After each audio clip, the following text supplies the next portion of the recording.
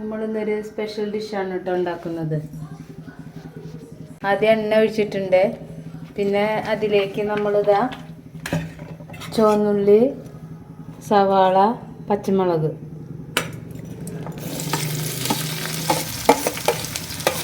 അതിൻ്റെ കൂടെ തന്നെ ഇതാ നമ്മൾ ഇഞ്ചിയും വെളുത്തുള്ളിയും കൂടി ചതച്ച് വെച്ചിരിക്കുന്നതാണ്. പിന്നെ വേപ്പിൻ്റെ ഇല.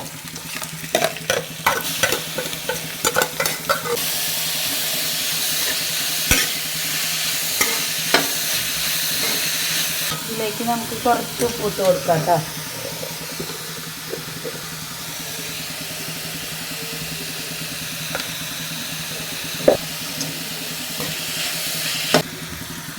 നമ്മൾ മഞ്ഞൾപ്പൊടി, മുളക് പൊടി, മല്ലിപ്പൊടി, മുളക് പൊടി, മസാല ഇതിട്ട് ഇളക്കുന്നതിൻ്റെ ഒപ്പം നമ്മൾ തക്കാളി ഇട്ട് കൊടുക്കാൻ കേട്ടോ.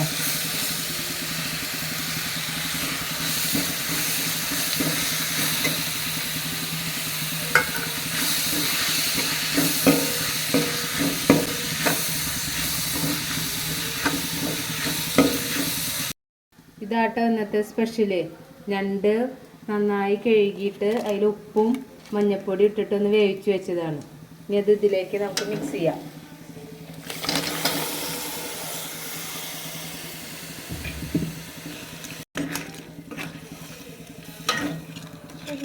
ഞാനിങ്ങനെയാണ് കേട്ടോ വെക്കാറ്.